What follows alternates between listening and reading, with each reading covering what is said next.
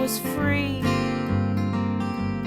from the ivy-covered years. A backseat packed with books, William James, the poems of Whitman, brilliant minds insisting life is not how it appears. Rolled across the prairies like a creaking horse-drawn wagon, up along the Rockies to find the golden fields. Kicked off my shoes and ran down to where the sun sank in the water, till the evening star came shining like a dream the day conceals. Will you take this world as you find it? A castle crafted by your mother's hand. I would be a wave upon the ocean and tumble down to break upon the sand.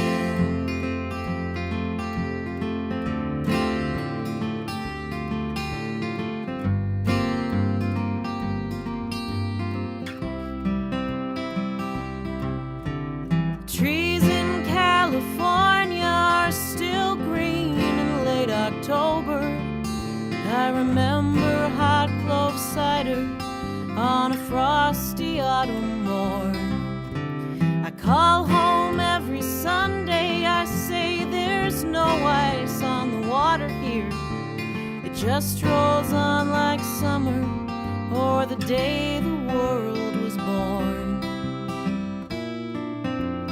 Will you take this world as you find it? A castle crafted by your mother's hand.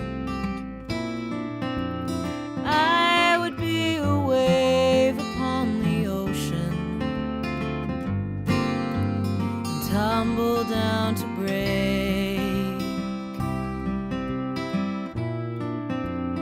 Will you take this world as you find it? A castle crafted by your mother's hand.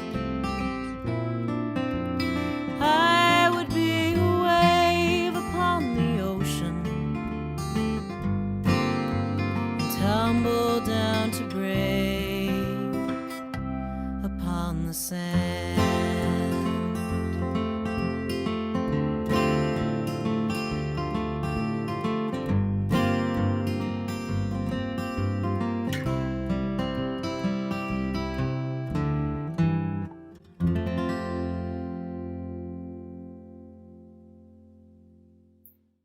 Good morning, everyone. Welcome to the First Unitarian Society of Milwaukee. I'm Reverend Dina McFeeters, and I'm honored to serve as Associate Minister and to welcome you to our online worship this morning. At First Unitarian Society of Milwaukee, we welcome people of all genders, sexualities, ages, races, ethnicities, histories, and bodies.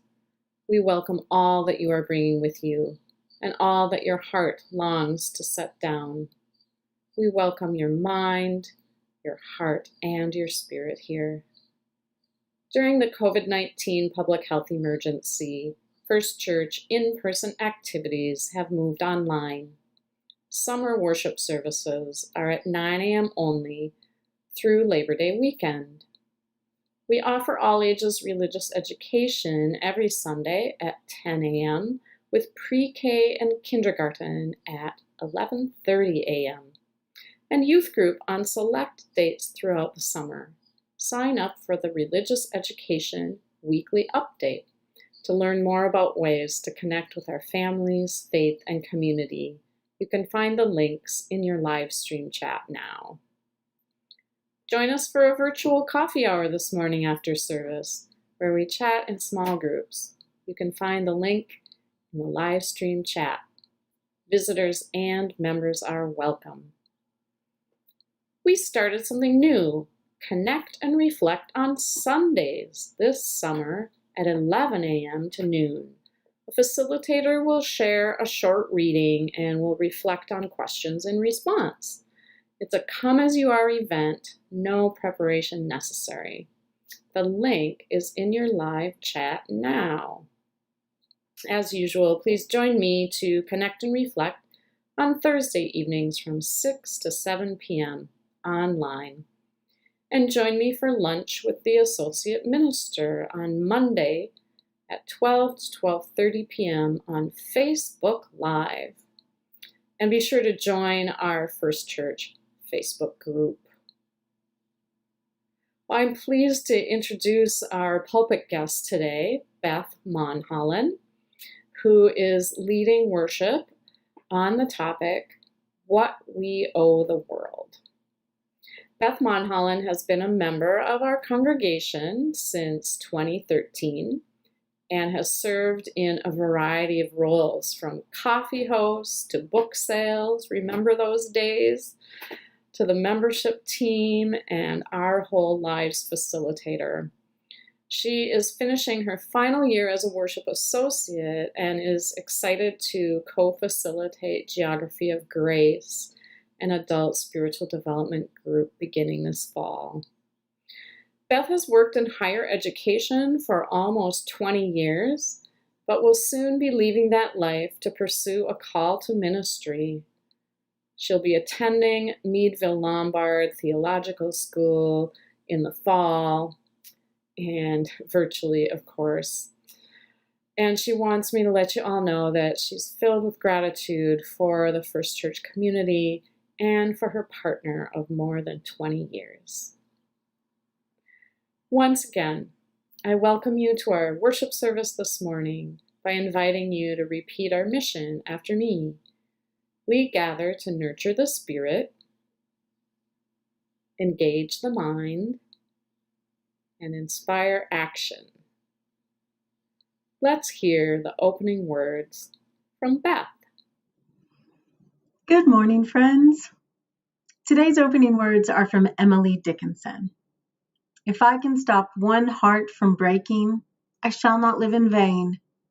If I can ease one life the aching, or cool one pain, or help one fainting robin unto its nest again, I shall not live in vain. Now, let's watch Reverend Jennifer, inside of our beautiful sanctuary, light our flaming chalice, the symbol of our Unitarian Universalism faith.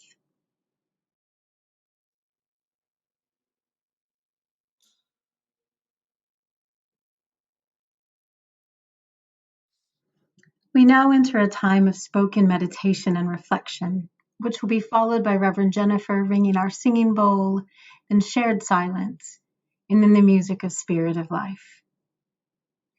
As we enter this time together, I invite you to bring your attention to your body, to maybe feel the little aches and pains that accompany you each day, to settle yourself comfortably in your seat, relax your shoulders, and breathe. A deep breath in, a deep breath out.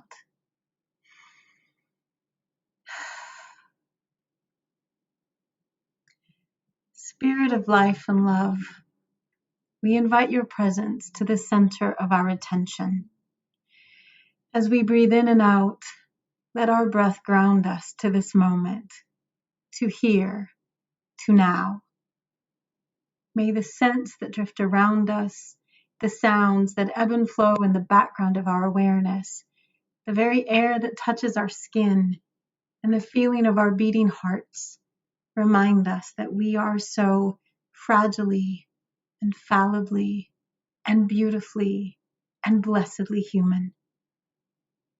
Spirit of life, there is so much in this world we cannot comprehend. So much pain and fear and loss holding us tightly at any given moment. So much outside of our control that we too often hold our breaths as a way to control something. Remind us to keep breathing, to inhale hope and exhale fear. Remind us that our breath is the same breath that becomes the wind that moves in the trees and over the waters, the breath of life that connects us to all life.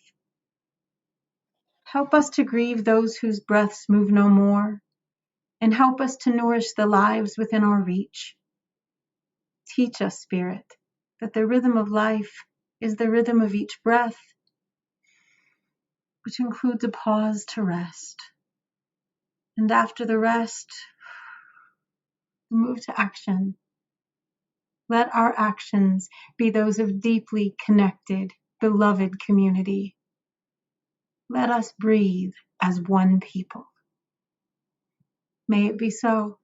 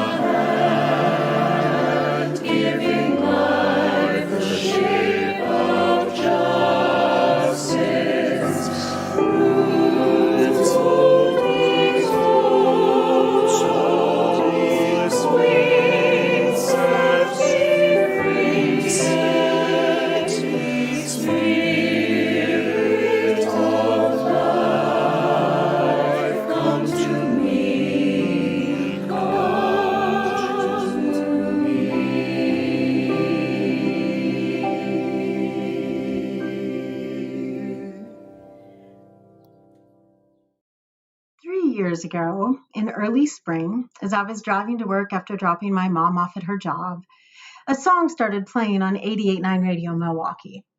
Now, I know some people are immediately caught by the music of a song, but I'm one of those people who's grabbed by the lyrics. And these lyrics reached through the radio and literally grabbed me by the throat, bringing tears to my eyes. As soon as I got to work, I logged on to YouTube to find the song and listen to it over and over again. The song, titled Own Light, What Hearts Are For, is by Minneapolis-based hip-hop artist Brother Ali. These are the lyrics that grabbed me. I ain't buying fear just because it's all you got left. When it's all said and it's all done, and I look back at the trophies I've won, I will only count one. I was using my heart for what hearts are for. Am I using my heart for what hearts are for? My soul recognized that question because by late winter of 2017, I felt like I had been asking it for years, but especially in the wake of the 2016 election, when it seemed that the moral arc of the universe bent away from justice. Knowing people as I do who've been organizing and marching longer than I've been alive, and knowing that the struggle for justice seemed to just get harder that year, I was weighed down with a sense of futility. And Brother Ali's lyrics were what I needed to remember that my heart has a purpose beyond feeling pain. And now, 3 years later, the song is still one of my favorites, and I need it even more. As the universe has brought us figuratively and literally to our knees with a global pandemic that has left hundreds of thousands dead around the globe, that has rendered millions in our own country unemployed, and has pulled back the curtains on the cruelty inherent in our nation's systems, while white supremacy continues to march proudly in the streets and strut through the halls of government. Perilous times are surely here, and in such perilous times, it is too easy to feel, as I did in 2017, defeated by the magnitude of the wrongs which need to be righted. We are, all of us, I think, tired and fearful. And it is tempting in these days to retreat into ourselves. For me, I'm often assailed, as I have been in times past, by that sense of futility, by the fear that nothing I do matters. I feel many days as if I'm spinning in a circle of questions, and I keep asking, what is my heart for? What do I owe the world? How can I ever make a difference? And if I can't make a difference, why should I even try? My fear and sense of helplessness, coupled with that sense that I should be doing something, have reminded me of a Bible story from my childhood, a parable from the Christian Gospels. It's called the parable of the talents, and while there are 2 versions in the Gospels, it essentially goes like this. There was a very rich man who was preparing to go away on a long journey. And so he called 3 of his slaves to him. He said to them, I will give you talents to invest in my absence. Now, talents in Roman times were a form of currency, and 1 talent was an incredible amount of wealth, equaling more than a decade's worth of wages. To 1 slave, he gave 5 talents. To the second, 3, and the third received 1 talent. And he charged each of them with careful stewardship until his return. Months and months later, when the master did come home, he asked each slave for an accounting of their actions. The first and second reported that they had invested the talents and doubled the worth, and the master was pleased, and each was rewarded. The third slave, though, said, Master, I was afraid of making poor investments and of losing your money. So I buried the talent in the ground and am returning to you the original amount. The master, though, was very angry. He called the slave lazy and punished him by banishing him forever. That is the story of the talents, my friends. And when I was a kid, I was so scared and confused by it. And while I've since learned that there are various interpretations and meanings for the parable, what I gleaned from it then was the idea that if I have been given gifts, I must put them to good use or I will be punished. And at the same time, the fear of punishment and the fear of those who have power over me, a fear of angering or hurting others, a fear of making wrong choices, fear that I am not enough, that I cannot do enough, has kept me sometimes from doing anything. I think that's why the parable has been so prominent in my mind these last few months. In this time of COVID and of renewed cries for social justice, I vacillate between urgency and quiescence, between hope and fear. I feel like that slave given a gift and not knowing what to do with it. When I look behind me, I see that my path has been strewn with good intentions, buried under the fear. I see a time a few years ago when Black boys got pulled over in front of my house, and my husband and I went outside to bear witness. And he, my husband, started recording, and so I went back in, afraid, I guess, of being in the way. I see behind me the times I wanted to take a risk with my art, but feared rejection, and so let the idea fade. I see the times I intended to reach out to someone my heart was pulling me towards, that I held back for fear of being found wanting. There's a lot of moments like that. And I think I'm not alone in having moments of forgetting what my heart is for, of being frozen by inaction, of not trusting that what I have and who I am will be adequate to the situation in front of me, of believing that my actions are too insignificant to make a difference.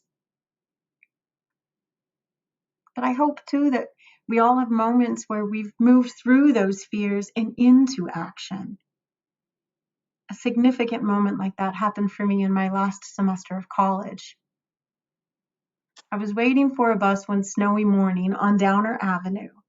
I had on what I call my college uniform, combat boots, grungy jeans, layers and layers of sweater, topped with a leather biker jacket, which was adorned by at least half a dozen pins shouting my liberal politics. It was a pride triangle, an Audre Lorde quote, and then prominently a pin that said, "Another woman for choice." I'd been wearing those pins for several years by that point, and honestly, kind of had stopped seeing them. But that morning, I became aware of my pins and my politics as this big, burly white guy came up to the bus stop, and he kept eyeing me. And then he started staring at me. And then after a few minutes, he walked up to me and got about 3 inches from my face and nearly shouted, "Hey, you're a pin? Another woman for choice?" And then he breathed heavily at me. And in those few seconds, my life flashed before my eyes. It was the mid-90s, and I was very aware of all of the clinic bombings, the death threats, and the actual murders of healthcare providers who protected reproductive rights. And as that man shouted and breathed in my face, I couldn't help but think, do I believe in this enough to be hurt for it? Before I could answer that question in my head, the man nodded and said, "Another woman for choice. That's cool." I nearly fell down in relief. And then he and I talked for the next few minutes, and then he sat beside me on the bus and told me his life story until I had to catch my connecting route. And while that moment turned out much differently than I feared it was going to, that burst of fear stayed with me. That moment of asking, what will I do for my values and beliefs? That moment compelled me to take action. I volunteered to be a clinic escort, and for the next year worked early Saturday mornings at the clinic just down the street from our church building. I didn't become famous or important in the reproductive rights movement, but I took what action was in my power to take. I acted on what my heart was calling me to do. And importantly, I've been a supporter of reproductive rights ever since in one way or another. It's even the reason that I trained to be an OWL facilitator for this congregation, because I believe that helping people have access to knowledge of their bodies and their identities is a matter of justice. That moment on the bus stop clarified for me how I could put my values into action. It was a moment of not burying what I believe under fear, a moment of not burying my heart. And I still fret that I haven't done enough. I haven't taken enough action for the things I care about. Frequently, I find myself, especially in these days, thinking that I should be ashamed, that I should just quit because I'm too far behind. I don't know what I'm behind, but that thought is a recurring one.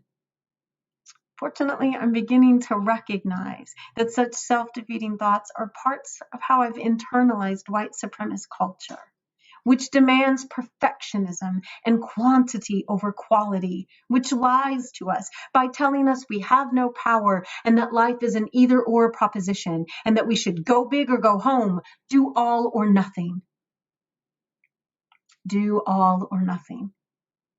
I think that just as many of us have been frozen at times in inaction by the fear of doing or saying the wrong thing, we have also been frozen by the enormity of the work that needs to be done.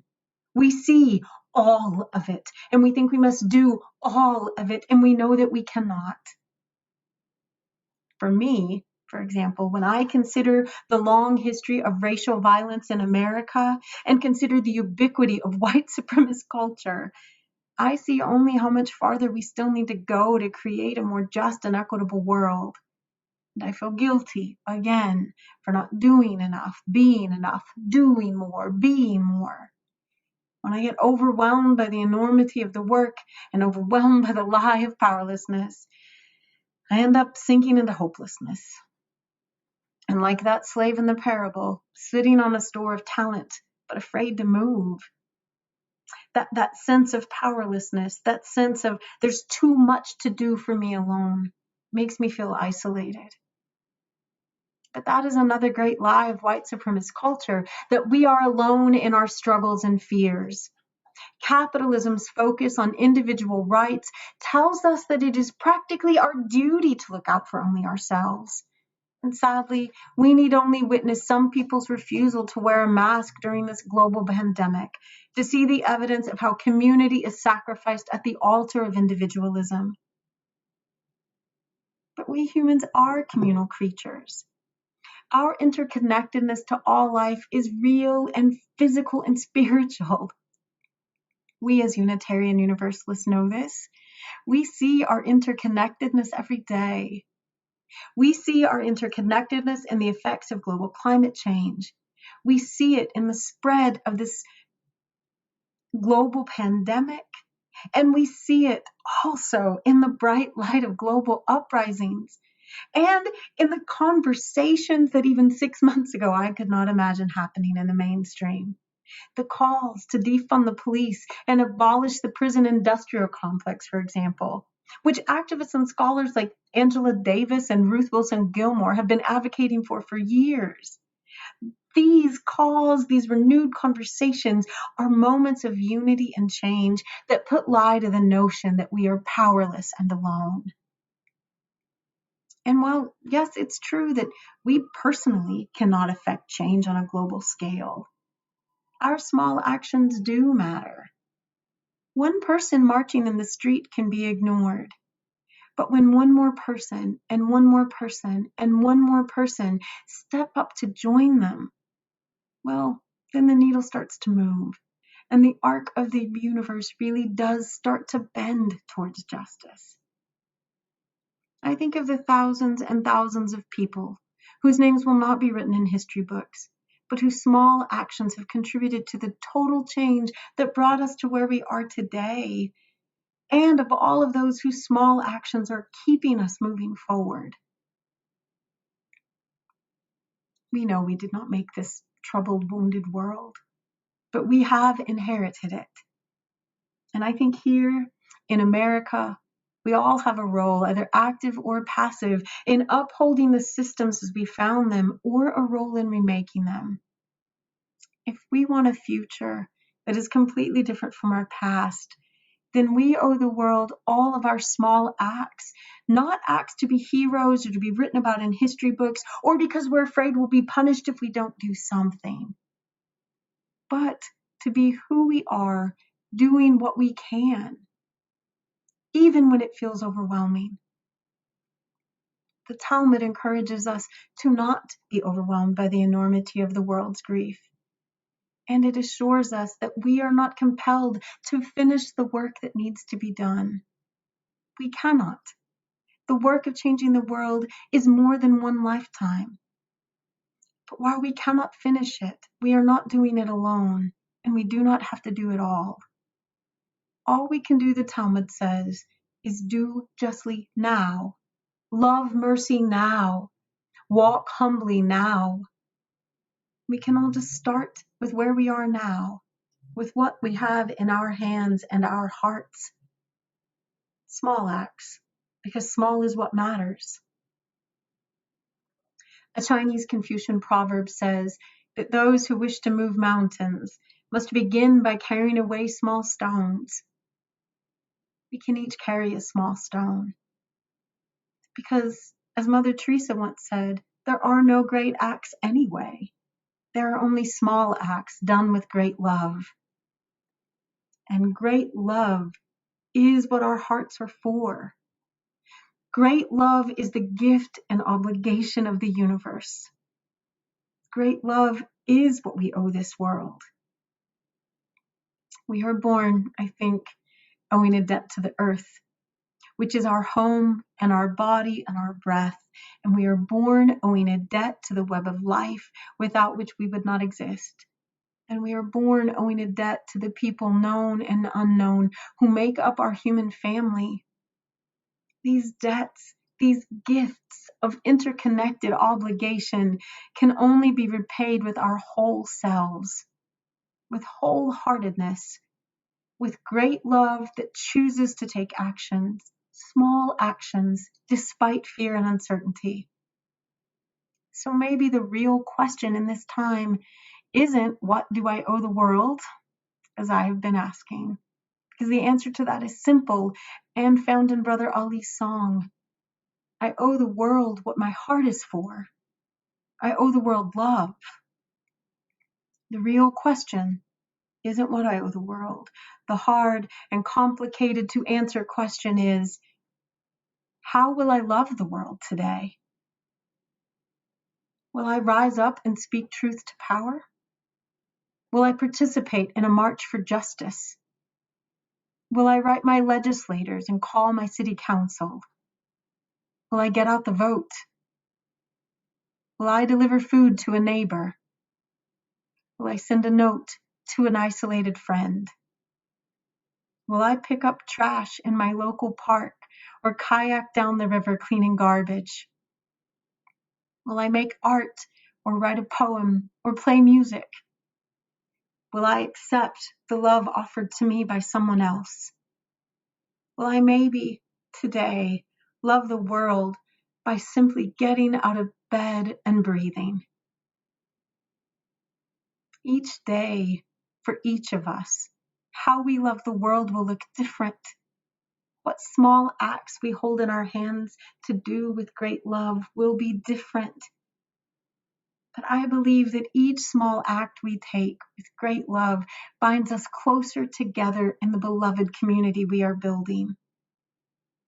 Even when we are by ourselves in our own homes, as so many of us are these days, that effort to care for and to keep others safe is another act of love, forming concentric circles of connections and community. We are using our hearts for what our hearts are for when we stop buying fear, because we have enough fear already. We are using our hearts for what our hearts are for when we connect with each other, when we act with great love. Some people, we know, will turn their hearts away from love, away from the invitation and obligation of life. Some people will cling to their small hoard of treasures out of fear and exhaustion or apathy or hate and bury it deep. But for those of us who see the debt of love we owe the world as part of the gift of being alive, let us do what we can now with those who can do the work with us. As African American activist and theologian Harold Thurman urges us, ask what makes you come alive and go do it. Because what the world needs is people who have come alive. This is what we owe the world. Our whole, awoken, living, active, loving hearts. May it be so.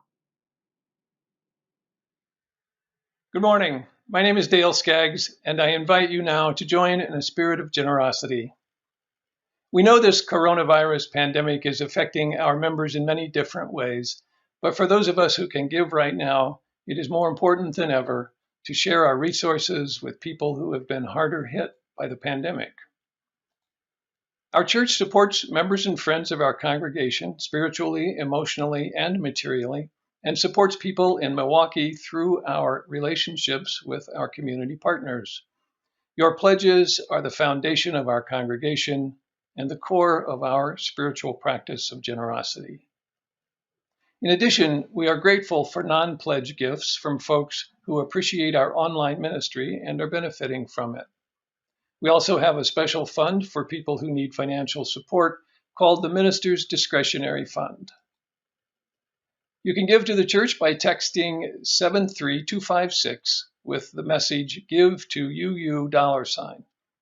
That's the word give, the number 2, UU $. Follow the prompts and choose pledge payment, non-pledge gift, or minister's discretionary. You can also give to First Church by going to our web-based giving link.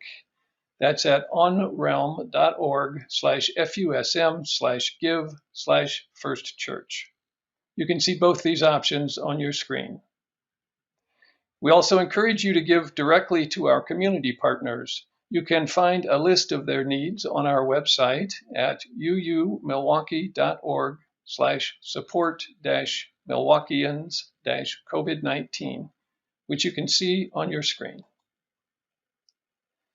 This summer, we are highlighting the work of the Bread of Healing Clinic, a neighborhood-based clinic on Milwaukee's north side for individuals with financial or other barriers to quality health care, including medical, dental, vision, and behavioral health care. The clinic serves people of 52 different languages and is committed to achieving health, not simply eliminating sickness. Now more than ever, we know that health is an issue of social justice, a right that belongs to all people, not just a commodity to be delivered on the basis of finances. A link for direct contributions to the clinic should be on your screen. All of your offerings to our community partners and to First Church will be gratefully received. And now, as always, but especially at this time when our interdependence is so evident, thank you for your generosity.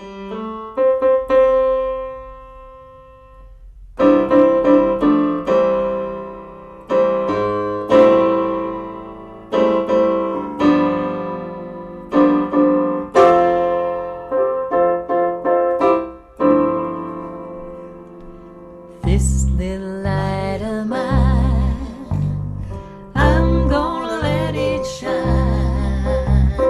This little light of mine,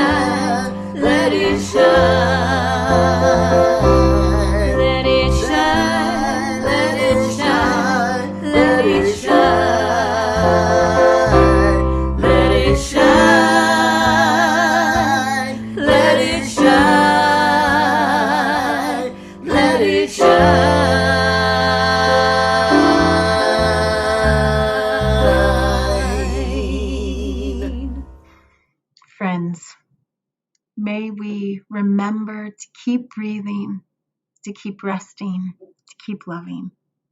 May we keep our eyes and ears open to the messages the world is sending and our hands outstretched to connect with others. May our hearts beat with righteous anger and joyful songs. And may we always remember that this loving is what our hearts are for.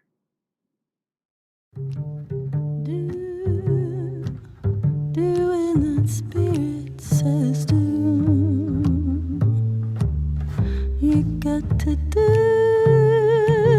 when that spirit says do. Do when that spirit says do.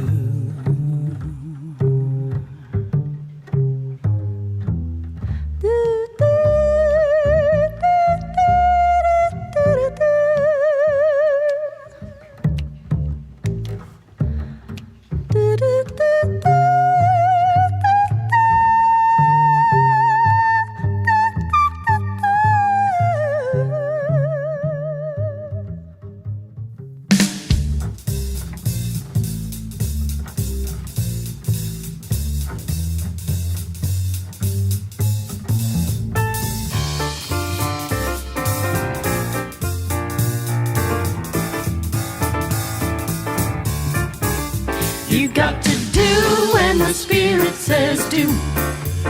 You got to do when the spirit says do. When the spirit says do, you got to do, oh Lord. You got to do when the spirit says do. Spirit says do. Spirit says do. Spirit says do. Spirit says do. Spirit says do. Spirit says do.